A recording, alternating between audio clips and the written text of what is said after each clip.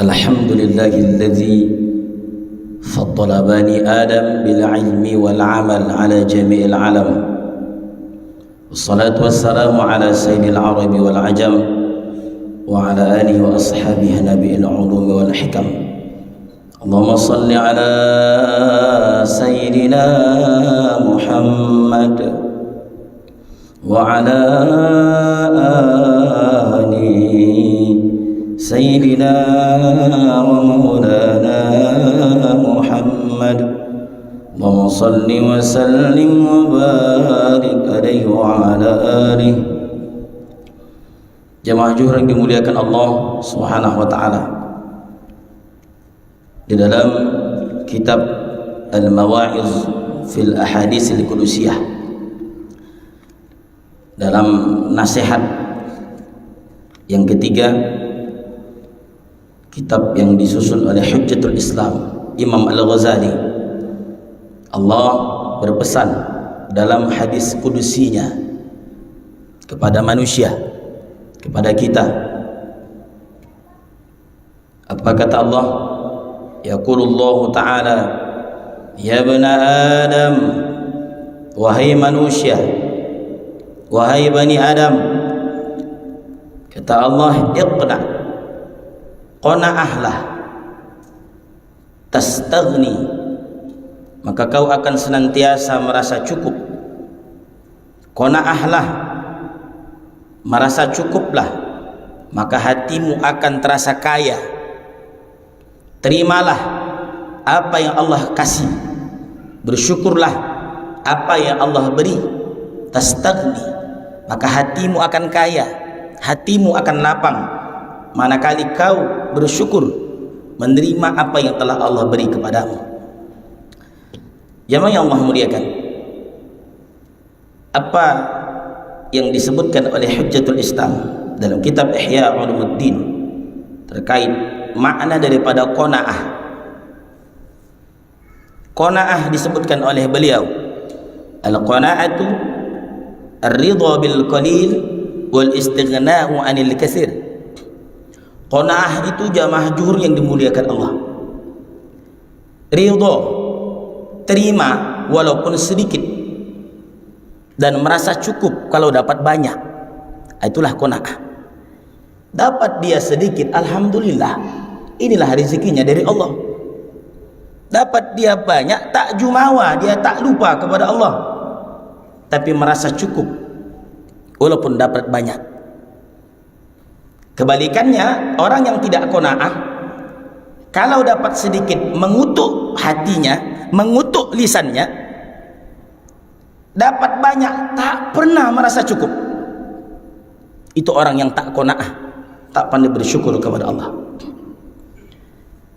Jemaah hadirin Allah muliakan, maka landasan ayat tentang qanaah ini adalah qanaah bagian daripada sifat orang-orang yang bertakwa. Jemaah yang Allah muliakan, sehingga dalam surah At-Talaq sebagai landasan sifat qanaah ini Allah katakan, wa may yattaqillaha, andai saja manusia-manusia ini dia bertakwa kepada Allah,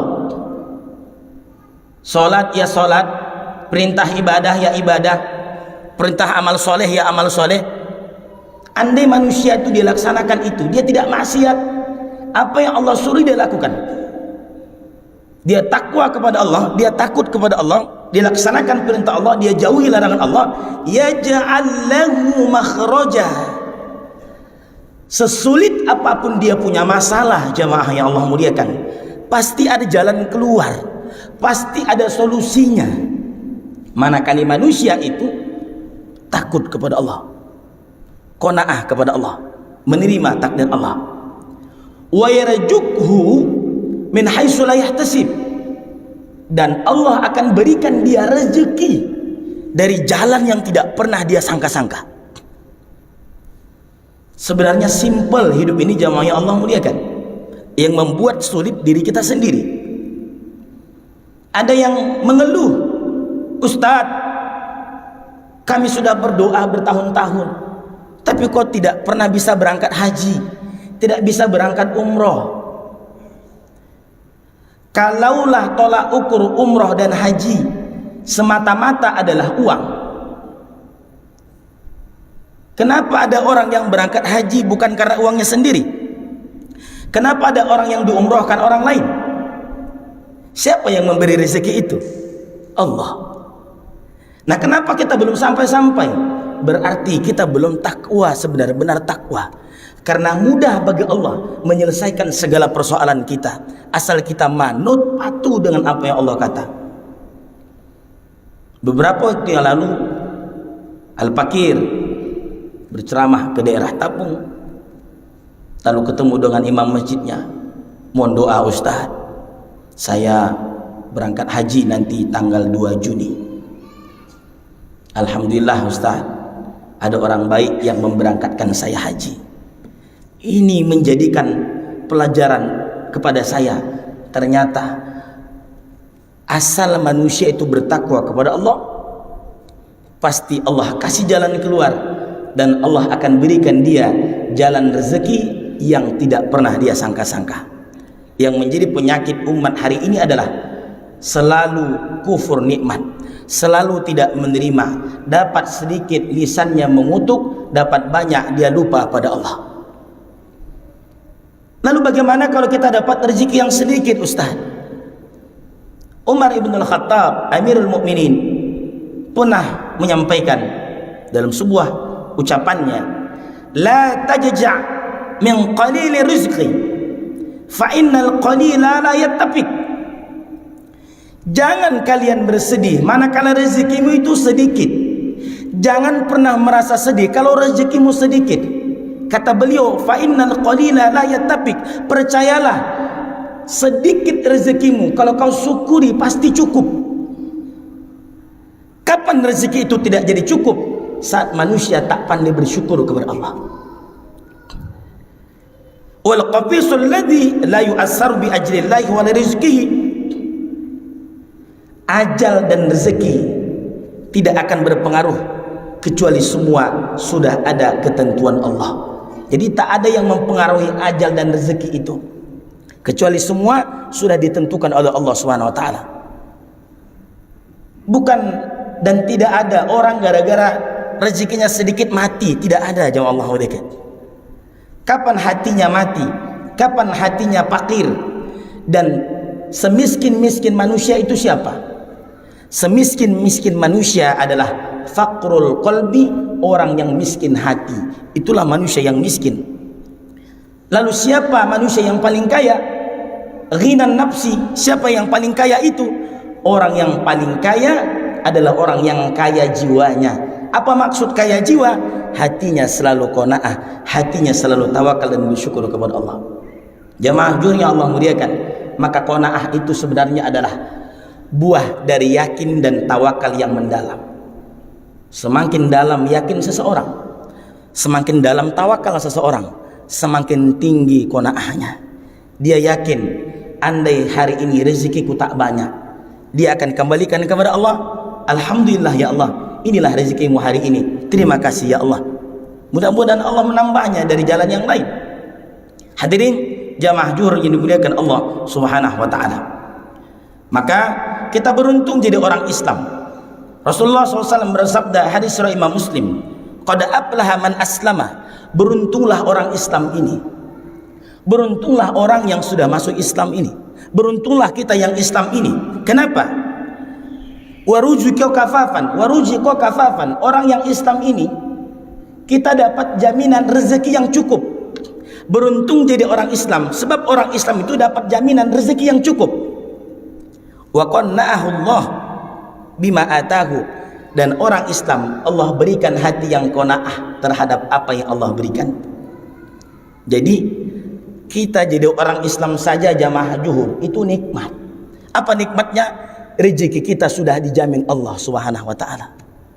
Jangankan kita, hewan melata saja dijamin Allah rezekinya. Pelajaran penting bagi kita jamaah yang Allah muliakan.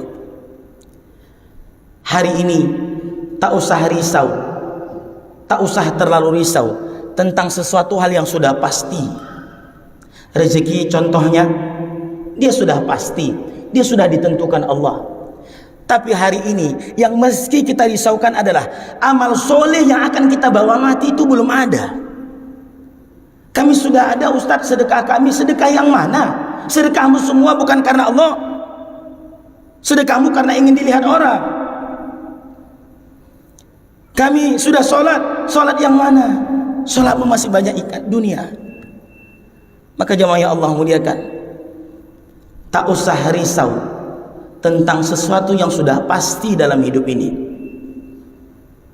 tapi risaulah tentang amal soleh yang akan kita bawa mati, yang sampai hari ini kita tak tahu amal soleh mana nanti yang menolongmu di hadapan Allah.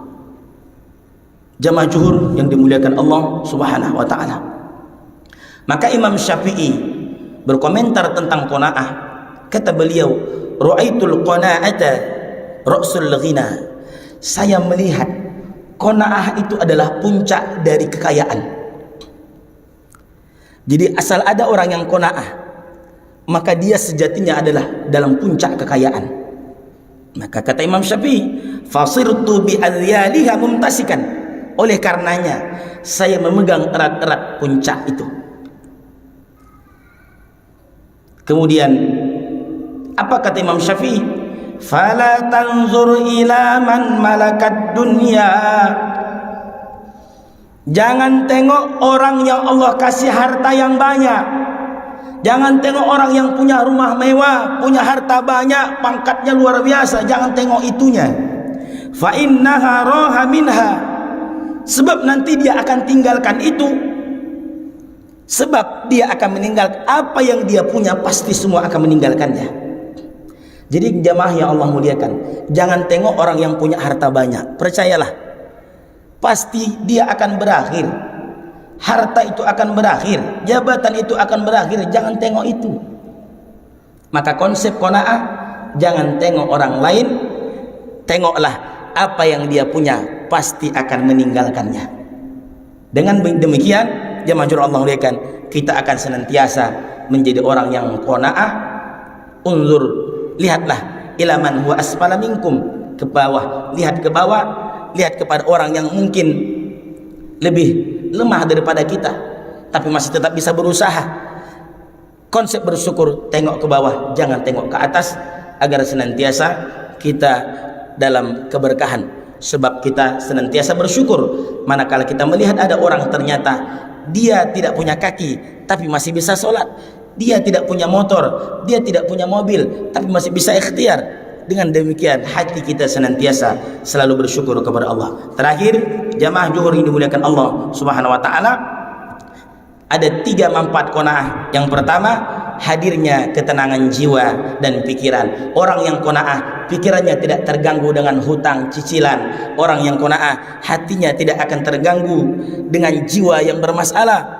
Yang kedua, orang yang qanaah, hidupnya akan senantiasa sederhana. Apa yang ada disyukuri. Alhamdulillah, bisa hidup, bisa sholat, bisa bantu orang, bisa berbakti kepada orang tua, bisa menolong keluarga. Yang ketiga, yang terakhir, orang yang qanaah, hidupnya akan selalu harmonis pada orang lain, sesama pasangan, tidak banyak tuntutan. Kenapa? Dia percaya kepada Allah. Apa yang Allah beri pastilah yang terbaik. Jamaah yang Allah muliakan, mudah-mudahan bermanfaat insyaallah untuk saya dan kita semua. Demikian, wassalamualaikum warahmatullahi wabarakatuh.